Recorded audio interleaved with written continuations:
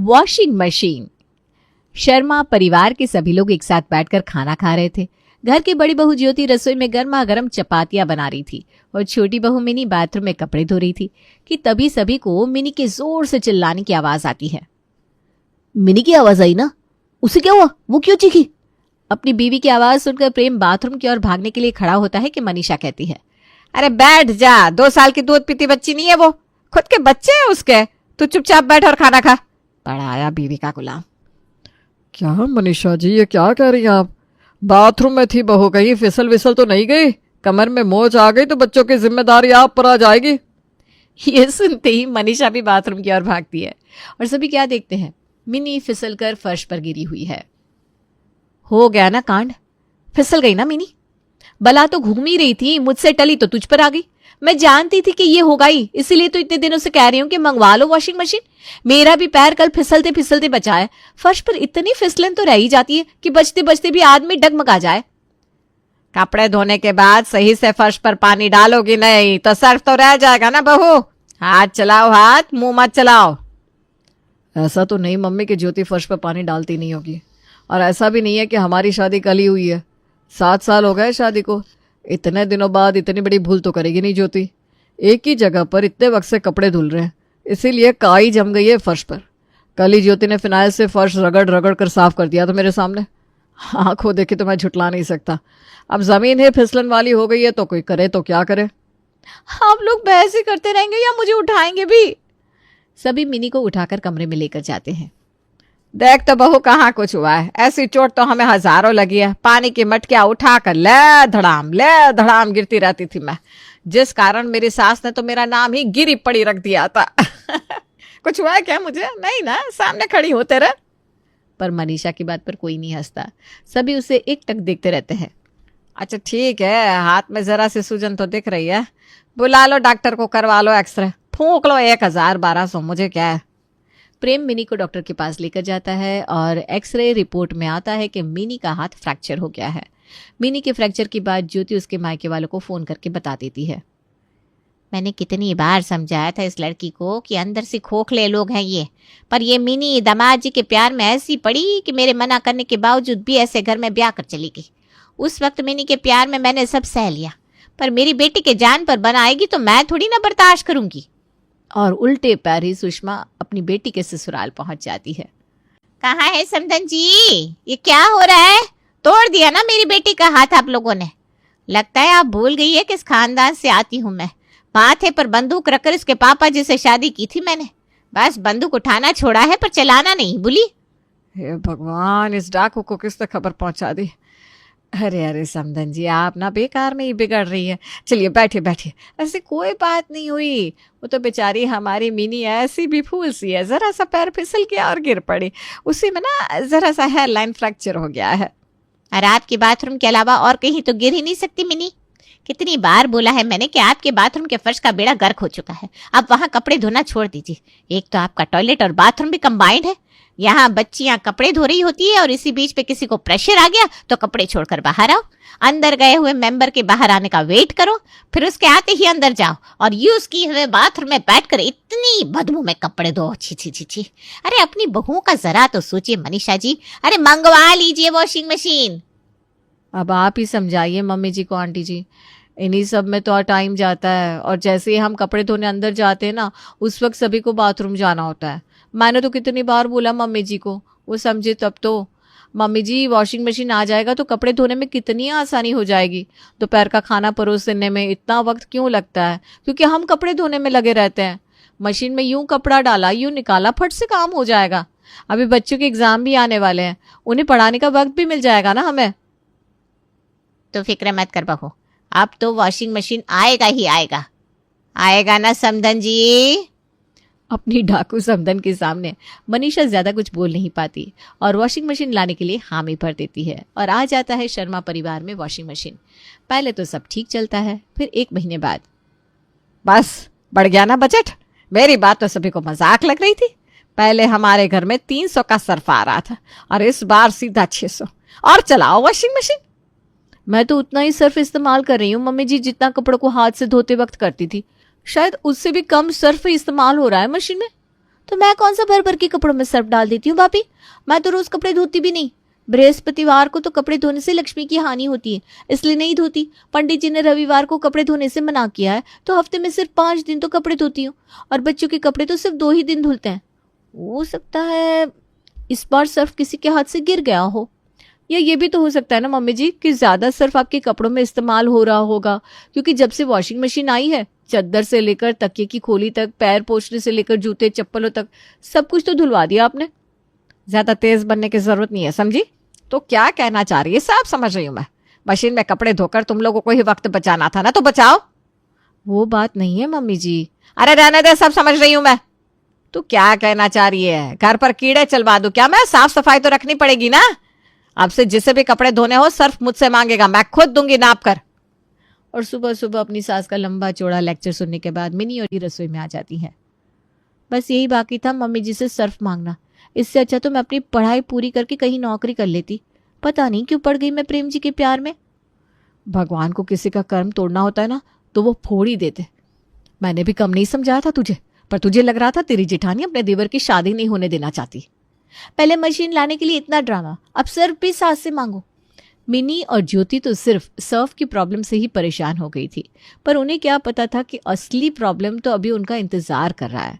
ज्योति यहाँ खाना बनाना शुरू कर रही है और वहाँ मिनी बर्तन धोना शुरू करती है। ये सुबह में नल में इतना धीरे पानी क्यों आ रहा है? लगता है पाइप में गंदगी जमा हो गई है। कितनी बार आपके देवर को बोला है कि कम से कम रविवार के दिन ही घर की छोटी मोटी चीजों को देख लिया कीजिए। भैया और पापा जी तो रहते हैं दुकान पर नहीं, इनसे नहीं होता।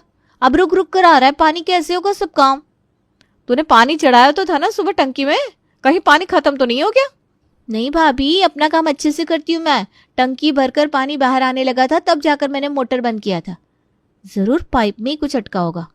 और इसके पहले के बर्तन पूरे साफ होते, नल से पानी आना ही बंद हो जाता है। ये दोनों भाई घर पर नहीं है भाभी। अब अगर पानी नहीं आएगा तो खाना कैसे बनेगा? और बाहर मम्मी जी तो पहले ही लोमड़ी की तरह घात लगाए बैठी हुई हैं कि कब हम कोई गलती करें और कब वो उसका ब्लेम वॉशिंग मशीन पर डाल दे। आपके पास में चिंटू प्लम्बर का नंबर है ना, बुला लीजिए ना उसे। ज्योति प्लम्बर को कॉल करके बुलाती है। प्लम्बर पाइप चेक करता है और बताता है कि पाइप में कोई प्रॉब्लम नहीं है। हो गई शांति, लगा दिए पैसे, कोई प्रॉब्लम नहीं निकला ना पाइप में। अब कम से कम 200 रुपये इस प्लम्बर को दो, बेफिजूल खर्च।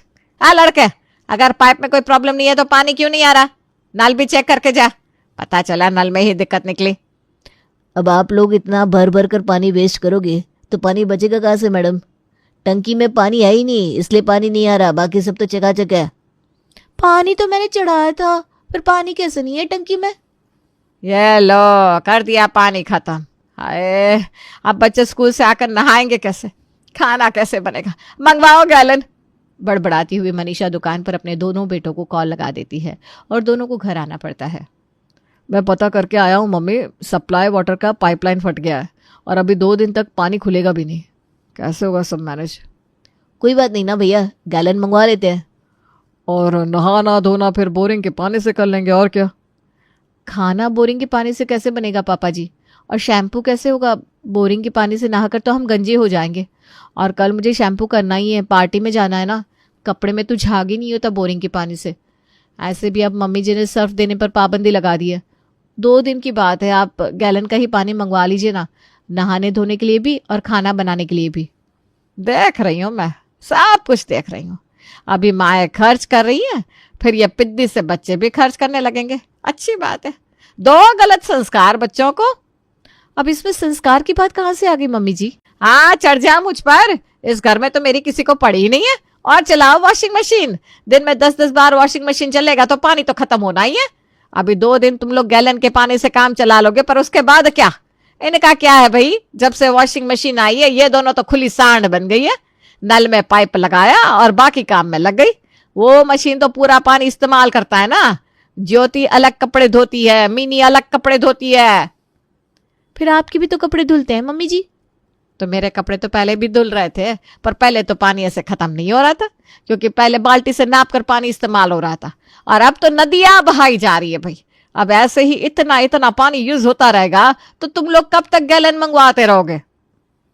मम्मी की बात में दम तो है भैया, घर हमारा है तो देखकर तो हमें ही चलना होगा।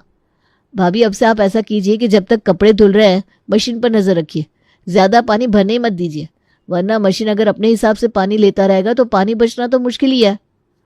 ठीक है, मुझे कोई दिक्कत नहीं है, 10 काम ऐसे ही करते चलते हैं, हम पानी भी देख लिया करेंगे। अब अपने वक्त ज्योति वॉशिंग मशीन पर नजर रखती है और मिनी अपने वक्त पर। कहते ना घर में 2 बर्तन हो और बजे ना, ऐसे कैसे हो सकता है। एक दोपहर जब मिनी वॉशिंग मशीन में कपड़े धो रही थी, वहां मनीषा आ जाती है।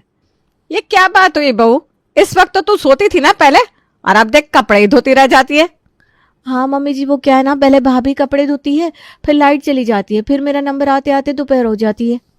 अरे ठीक है बहू, वो तो मैं समझ रही हूँ, पर तेरा शरीर तो नहीं समझेगा ना। दिन भर काम करेगी, फिर दोपहर में सोने के वक्त तो कपड़े धोने लगेगी, तो शरीर को आराम कब मिलेगा। ज्योति को भी समझना चाहिए, उसे तो आदत भी नहीं थी दोपहर में सोने की। वो धो सकती है इस वक्त कपड़े, तू सवेरे धो लिया कर। खैर मुझे क्या, तुम दोनों ने ऐसा ही डिसाइड किया है तो सोच कर ही किया होगा। और मनीषा मिनी के दिमाग में एक शक डालकर आराम से कोना पकड़ लेती है। अब दिन भर मिनी जब भी कोई काम कर रही होती है, उसके दिमाग में बार बार मनीषा की कही बात आ रही थी। 2 दिन बाद, आजकल देख रही हूं मैं, बड़ी खींची खींची से लग रही है तू। कल रात को मेरे साथ बैठकर तूने खाना भी नहीं खाया, सब ठीक है ना। जिस इंसान की नींद पूरी नहीं होगी वो खींचा खींचा तो रहेगा ना भाभी। मेरा तो बच्चा छोटा है, रात को मुझे सोने भी नहीं देता। आपके बच्चे तो स्कूल चले जाते हैं तो आप तो फ्री भी हो लेती है, मैं तो वो भी नहीं हो पाती। वाह, तुझे मेरा आराम, मेरे बच्चे भी चुभने लग गए। वाह मिनी वाह। मुझे किसी से कोई मतलब नहीं है भाभी, मैं तो खुद में रहती हूँ, वो भी यहाँ लोगों को हजम नहीं हो रहा। चुपती तो शायद आपको मेरी खुशी है, इसीलिए तो मेरे सोने के वक्त आप वॉशिंग मशीन खाली करती हैं ताकि मेरे सोने का वक्त खत्म हो जाए। अरे तो किसने मना किया है तुझे सोने से। अब दिन भर तो बिजली गई नहीं रहती, दोपहर में सो जा, 6-7 बजे धो लिया कर कपड़े, ये पूरी रात तो रहती है हाथ में। आप तो ऐसे बोलेंगी ना भाभी क्योंकि आप चाहती है कि मैं रात को कपड़े धोऊं और हमारी बरकत चली जाए। दिन के उजाले के काम उजाले में ही अच्छे लगते हैं। और इस तरह ज्योति और मिनी के बीच में बैर हो ही जाता है। अगली सुबह 10 बजे जैसे ही ज्योति वॉशिंग मशीन चालू करती है, मिनी जाकर वॉशिंग मशीन बंद कर देती है। अरे मिनी, मशीन क्यों बंद किया तूने। क्योंकि मेरे सर में दर्द हो रहा है भाभी, और ये मशीन घर घर करता रहेगा तो मेरा दर्द और बढ़ जाएगा और उल्टी होने लगेगी। फिर दोपहर का खाना आप अकेले बना लेंगी क्या, बोलिए। बना लेती है तो मैं कर देती हूँ अभी मशीन चालू। तभी मौके का फायदा उठाती हुई मनीषा इस सब से अनजान बनकर वहां आती है। अरे चुप हो जाओ, तुम दोनों इतनी जोर जोर से हल्ला करोगी तो पड़ोसियों को खबर लगते देर नहीं लगेगी। लोग क्या कहेंगे, घर में नई चीज आई नहीं कि शर्मा निवास की दोनों बहुएं एक दूसरे की दुश्मन बन गई। मैं नहीं करना चाहती झगड़ा, पर मम्मी जी आप ही देखिए ये मिनी कैसा बर्ताव करी है मुझसे। थोड़ी ढील क्या दे दी, ये तो भूल ही गई कि इस घर में बड़ी बहू मैं हूं। लड़ लो तुम दोनों, क्योंकि ज्यादा दिन ऐसे भी ये मशीन इस घर में नहीं रहने वाली। पहले सर्फ की प्रॉब्लम, फिर पानी की, फिर वॉशिंग मशीन की चलने की टाइमिंग, फिर उससे आ रही आवाज का श्यापा। पर इन सब के बाद भी मशीन अपनी जगह पर नस्तो नाबूद खड़ा था। रात को दुकान से आते वक्त करण बिजली बिल ले आता है। ऐसा क्या चल रहा है इस घर में, 3000 का कोई बिजली बिल होता है क्या। जब तक मेरी नजर थी 1200 के ऊपर बिजली बिल गया ही नहीं, इस बार 3000 कैसा। क्या चला रहे हैं आप लोग, मैं तो अपने कमरे में पंखा भी नहीं चलाता। हमसे क्या पूछ रहे पापा जी, ये तो भाभी सही से बता पाएंगी। एक टी शर्ट धोने के लिए अगर 45 मिनट वॉशिंग मशीन चलेगा तो बिजली बिल तो बढ़ेगा ना। अच्छा, मैं अगर बेकार में वॉशिंग मशीन चलाती हूँ तो तू हाथ से कपड़े क्यों नहीं धो लेती, तू बचा ले बिजली बिल। आखिर में वॉशिंग मशीन आने के लिए तेरी मम्मी ने ही तो मम्मी जी पर प्रेशर बनाया था, वरना मैं तो धो रही थी हाथ से कपड़े। फिसल के गिरी तो तू ही थी ना। भले मैं फिसल कर गिरी थी भाभी, पर मेरे फिसलने का फायदा उठाया किसने, आपने। और मेरी माँ को कॉल करके बताया किसने, आपने, ताकि वो मम्मी जी पर प्रेशर बनाए और वॉशिंग मशीन आ जाए। मुझे क्या जरूरत वॉशिंग मशीन की, मैं तो धो ही रही थी हाथ से कपड़े। अब अगर तुम दोनों में से किसी को मशीन की जरूरत है ही नहीं तो उसे रखकर जगह क्यों रोके। एक काम कर करण, आज रात को ही वॉशिंग मशीन को अच्छे से प्लास्टिक और कुछ पहनाकर इसे साइड कर दे, ना रहेगी मशीन ना बढ़ेगी बिजली। मनीषा अपने प्लान में कामयाब हो जाती है। इसी तरह दिन बीत रहे थे।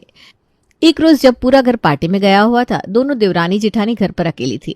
जब 2 दुश्मन अकेले हो तो उनमें बातें तो हो ही जाती है। मैं आपके साथ बहस नहीं करना चाहती थी भाभी, पर आपने मेरे साथ ना बहुत गलत किया।